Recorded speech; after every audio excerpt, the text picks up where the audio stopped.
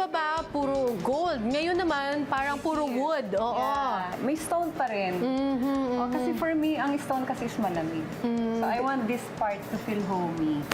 Galing saan naman ito? Galing to sa Laguna. I just saw it and sabi ko, ang ganda naman nito.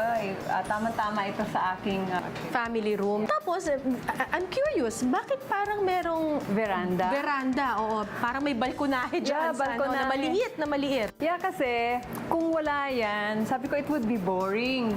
Okay. And I want to make use of that wall na to put a design Okay, na okay. mapapansin siya.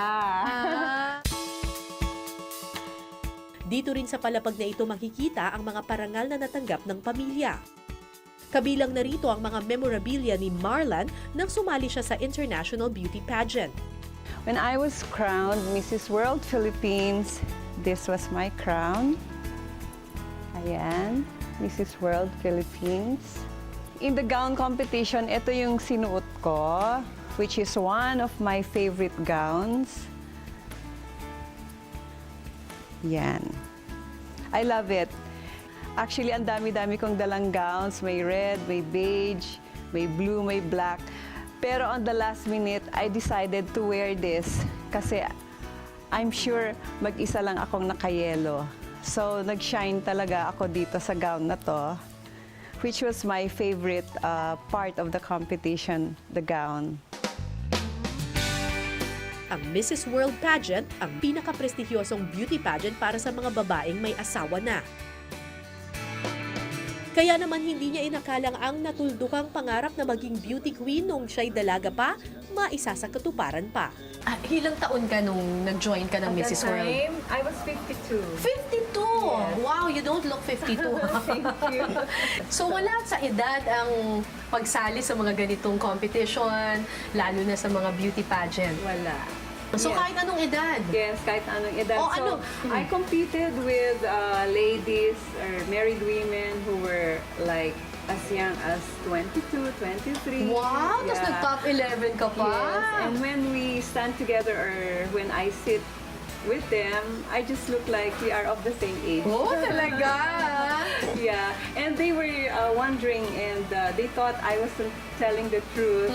Oo. And luckily, I made it to top 10, the only Asian who made it to top 10. Wow, congratulations. Anong pakiramdam mo, Miko, na yung nanay mo ay biglang sasali sa beauty pageant?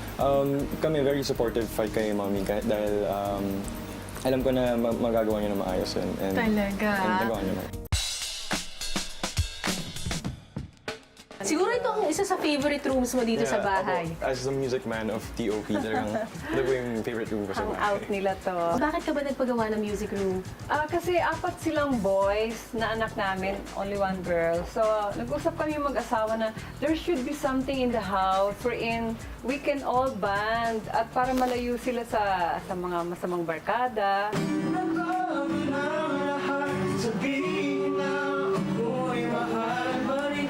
Sa music room, madalas tumambay ang grupong Top 1 Project o TOP na kinabibilangan ni Miko. Ang TOP ang boy band na nabuo sa reality show ng GMA na To The Top. Isa na lang. Miko and...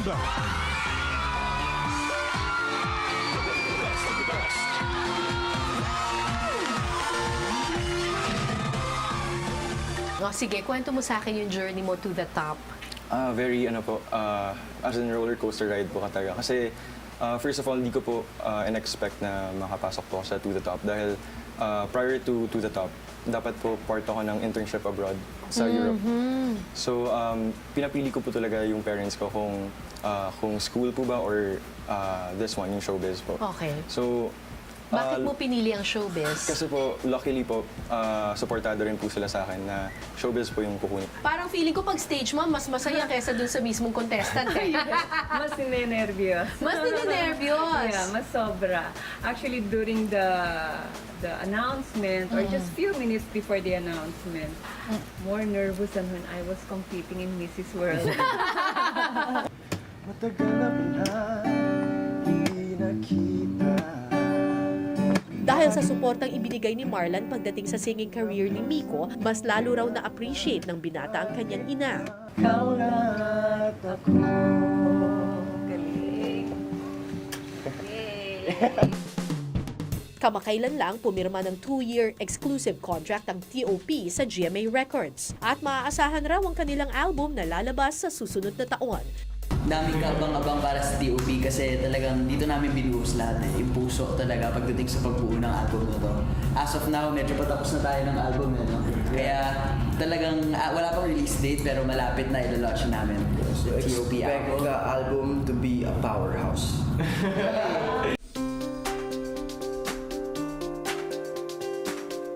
Welcome to our master's bedroom. Oh, may chandelier sa loob ng master's Yeah, bedroom. oo, kasi yun pa rin, mahilig talaga ako sa mga ganyan. Orange daw ang lucky color ni Marlan kaya ito ang kulay ng kanilang higaan. Green naman ang lucky color ng kanyang asawa kaya ito ang kulay ng kanilang dingding.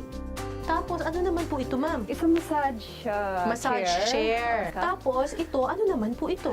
Ay, it's massage bed. So, may massage chair, may massage, bed. Yeah. Ano yun, parang nagbabibrate yung bed, yung bed, gano'n? Mahilig kasi si husband sa mga ano eh. Massage. Massage. Usually, ang mga babae, meron silang luho. Either jewelry, shoes, bags. Ikaw, ano? Bags. Bags. Bags and shoes.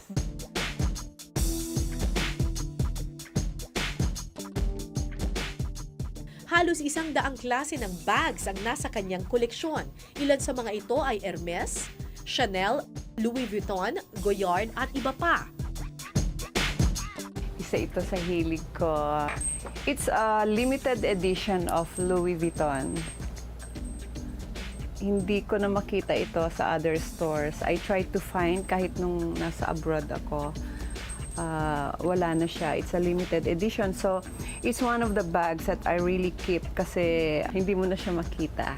It's a denim, made of denim, and I use it also for my travels. Kaya lang super ingat ako kasi dumihin siya. Ito naman yung mga shoes ko.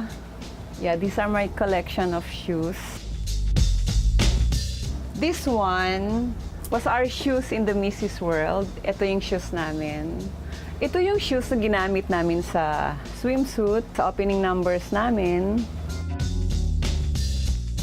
Ito yung pang-pageant shoes. It's really high. It's very stable, very comfortable.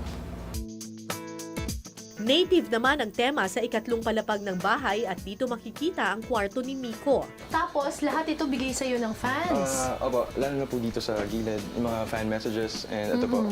Tsaka itong mga to. Yes, so kinikip ko po talaga sila. Kasi every time na gumigising ako, talaga nakikita ko sila.